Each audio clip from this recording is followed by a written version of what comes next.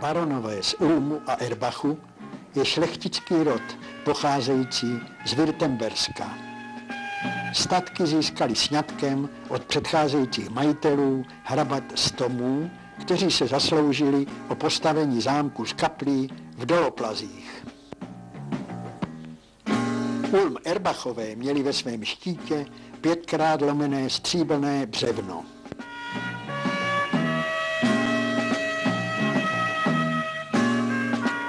V roce 1904 zámek vyhořel a baron Maxmilián dal na jeho místě postavit moderní zámek, připomínající spíše secesní vilu. Se svou manželkou Helenou von Siebold vlastnili zámek do roku 1927, kdy jej získal místní cukrovar.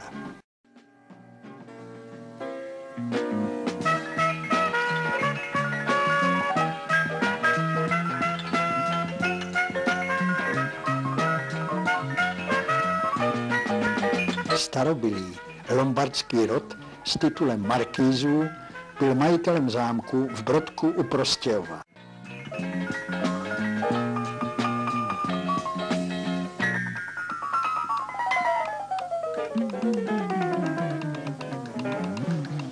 Já se jmenuji Richard Belkredy a vlastně pocházím z Líšně u Brna, kde jsem se narodil a vyrostl.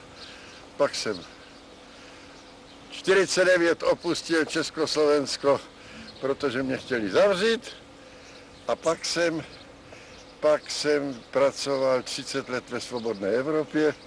No a 90 jsem se vrátil, dostal jsem to tady v restituci po mém strýci, bratru mé matky, který neměl žádný děti a vlastně mě určil svým dědicem. No a já jsem to převzal a od té doby to restauruju, jo. Strkám do toho veškeré peníze. Bylo to v hrozném stavu, když jsem to převzal, a už to začíná dostávat jakousi fazonu, jo, podobu pořádnou.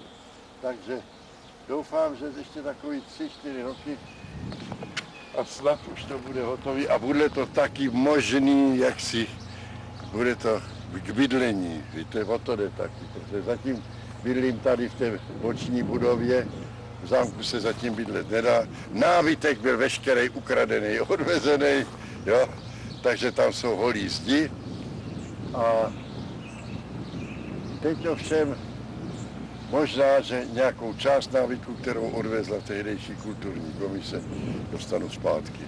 To je všechno.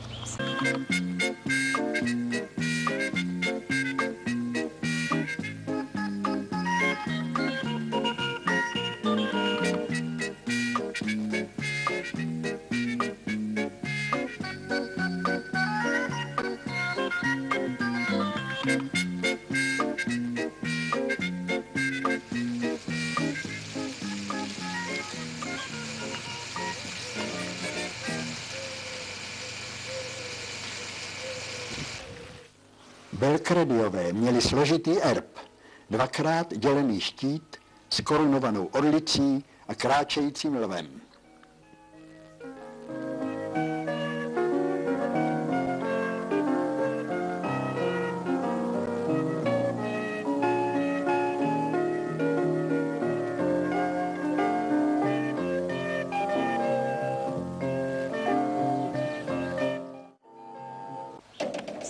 Tak. Prost.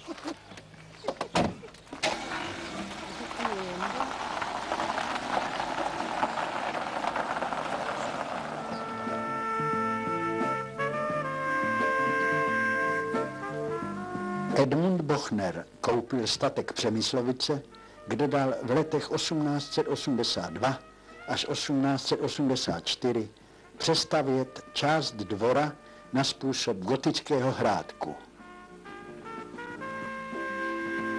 V 50. letech zámek nacházel různá využití, až se stal internátem s učilištěm. Zůstalo pouze schodiště s uměleckým kovaným zábradlím.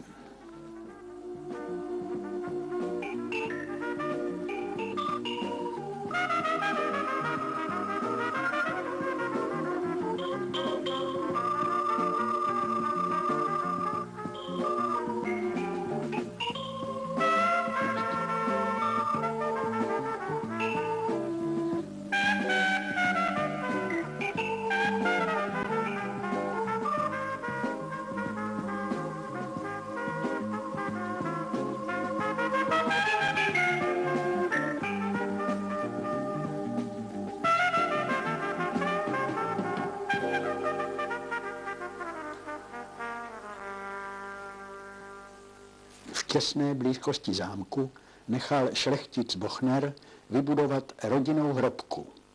Po roce 1948, kdy byl majetek rodině zabaven státem, byli její příslušníci perzekuováni a pracovali v dělnických profesích.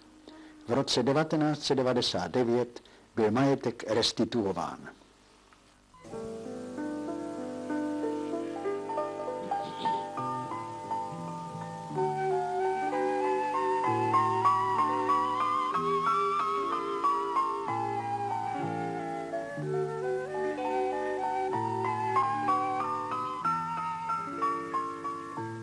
Potomci baronů Kleinů z rodinné větve manželky Edmunda Bochnera, bratři švábenští, rodinnou hrobku pravidelně navštěvují a stále o ní pečují.